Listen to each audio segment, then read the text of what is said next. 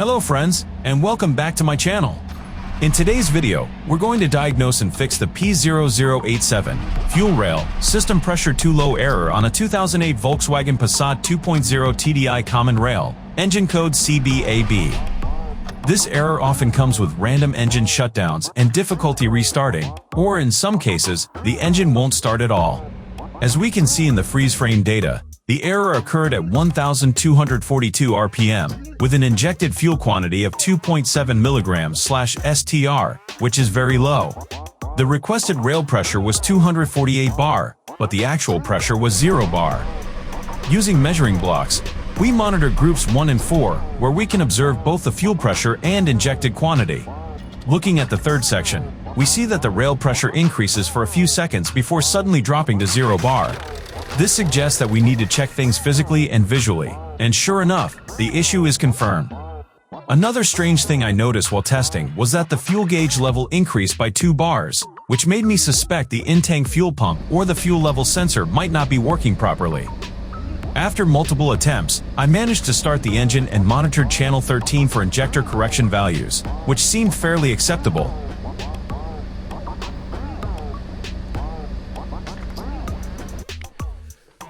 Next, we move on to inspecting the in-tank fuel pump, which is located under the rear right seat.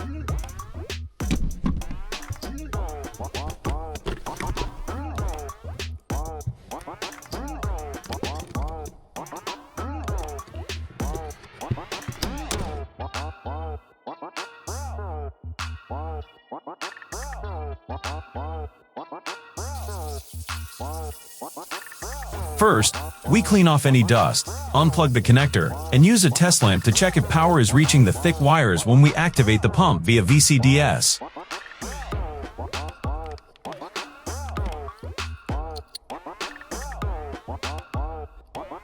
For automatic transmissions, make sure the gear selector is in P.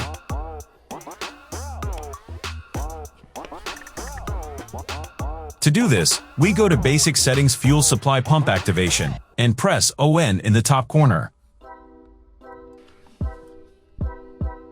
As we can see, the test lamp lights up, confirming that power is reaching the connector. For a second test, I'll use a 12 volts battery to power the pump directly. The pump terminals are the 2 larger pins on the outside. Unfortunately, the pump doesn't respond at all, no noise, no vibration, so we have to move forward with removing the pump. Using a special quick connect clamp tool, we disconnect the fuel supply and return lines.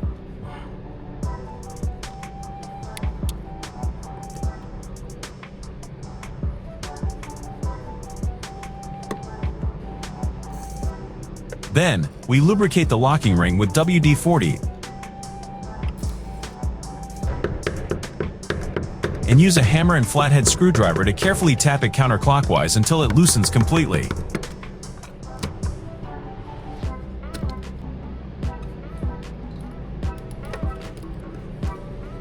To avoid spilling diesel, I'll place a cardboard box underneath before pulling the pump out.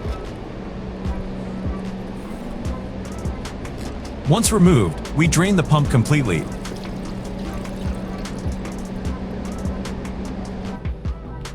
Before installing the new pump, I check the inside of the fuel tank for metal shavings, which could indicate a failing high-pressure pump. Debris or sludge, which could clog the new pump. Everything looked clean, so I proceeded with the installation.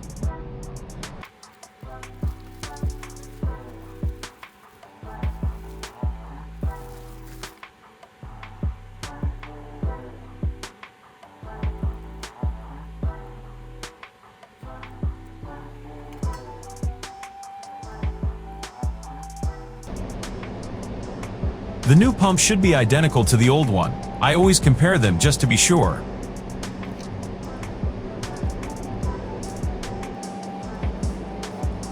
Since the new pump doesn't come with a gasket, I'll reuse the old one, which is still in good condition.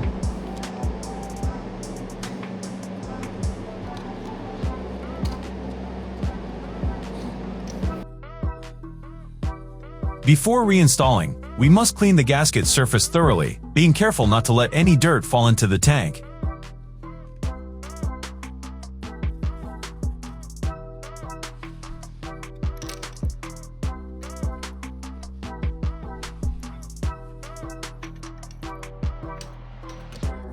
Also, make sure not to bend the fuel level sensor float while inserting the pump.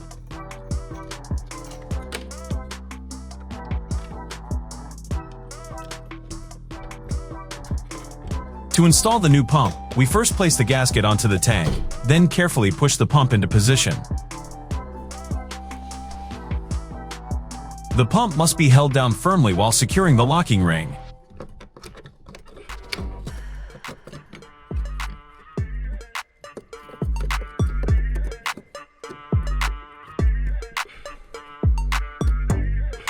We tap the ring clockwise until fully tightened. You'll know when it's secure.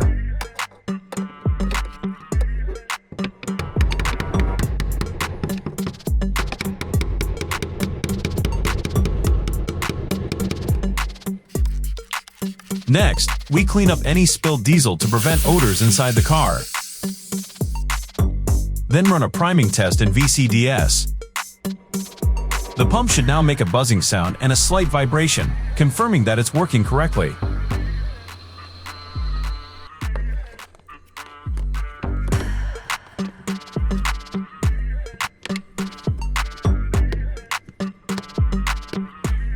After reassembling everything, we run another fuel priming cycle to ensure all the fuel lines are full.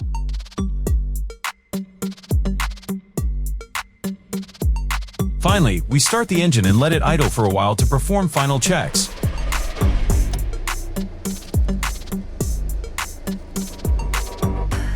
Thank you for watching.